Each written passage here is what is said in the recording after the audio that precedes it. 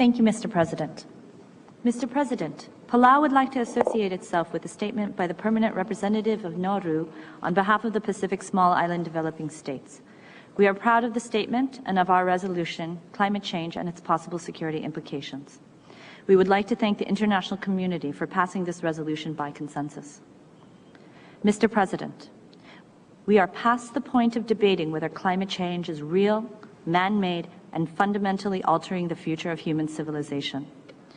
In Palau, freshwater resources are dwindling and becoming salinated by saltwater. Taro fields, the food supplies on which my country relies, are being inundated by rising tides.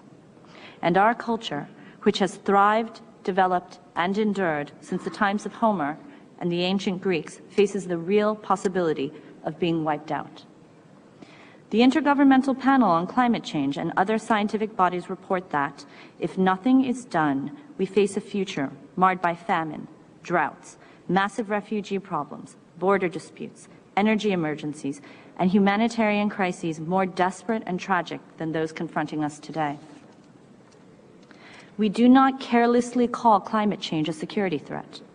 When we are told by scientists to prepare for humanitarian crises, including Exodus, in our lifetimes, how can anyone say that this is different from preparing for a threat like war? Even United Nations Secretary General Ban Ki-moon has compared the effects of climate change to those of war. What is most important is that we know the cause of climate change. It is us. When we continue to emit carbon, even though we know it is warming the earth, and it is us, this body, when we fail to act to stop this crisis from unfolding. In the years ahead, we will be judged by how we reacted when confronted with this knowledge. This resolution is a first step towards changing our direction, but it is only a first step. We must not rest on our achievements, but look toward the next steps so that we do not lose our momentum, our sense of purpose, or our urgency in tackling this enormous problem. Mr. President, when expert panels predict that flooding, disease, and famine will lead to unprecedented migration, we must move to action. When our peoples are bearing witness to drought and crop failures, which intensify competition for food and water, we must move to action. When we face the potential for economic and political disruption on a scale not seen since World War II, we must move to action. Mr. President, all the organs of the United Nations must act urgently.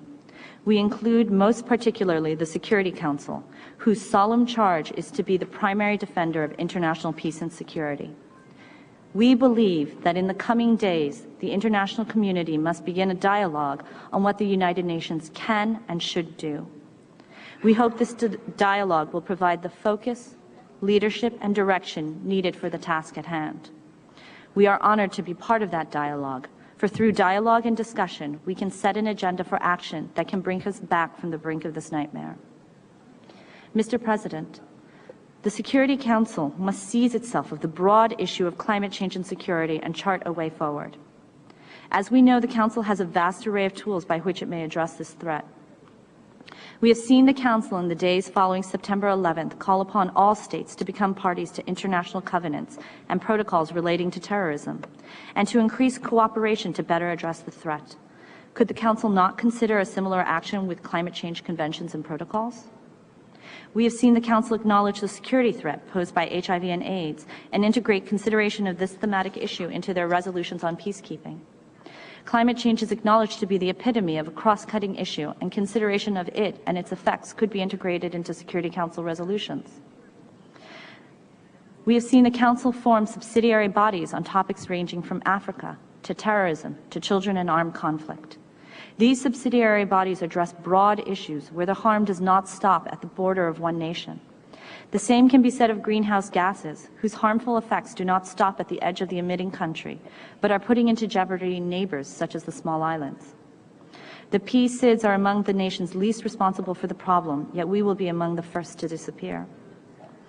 Mr. President, under Chapter 6 of the UN Charter, the Security Council may investigate any dispute or situation that might lead to international friction or give rise to a dispute.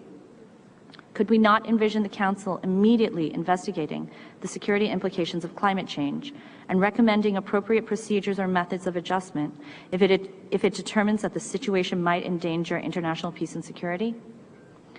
Recommendations already exist in the findings of the Intergovernmental Panel, but they desperately need the strong backing of the Council so that they may become binding on countries that act only when they must, rather than when they should.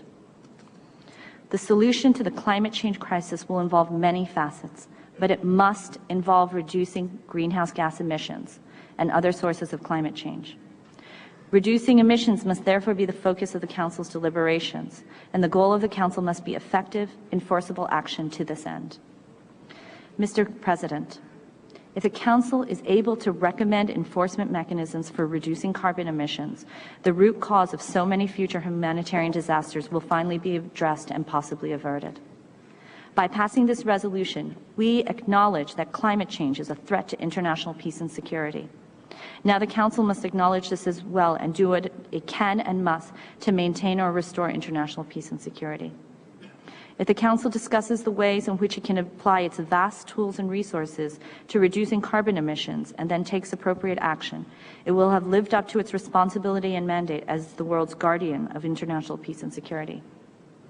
Mr. President, we believe that our voices are particularly salient on this issue because our shorelines are among the first to be inundated, our fresh water among the first to be corrupted, and our histories and cultures among the first to be destroyed if carbon emissions are not curtailed. We are asking the Council to consider our peace and our security when it seizes itself of this issue. We have supported peace and security efforts around the world by sending peacekeepers to Darfur and Timor-Leste and by heeding the call of the Council to action to address the threat of terrorism. This time, Mr. President, our peace and security are at stake, and we need the Council's help. Thank you.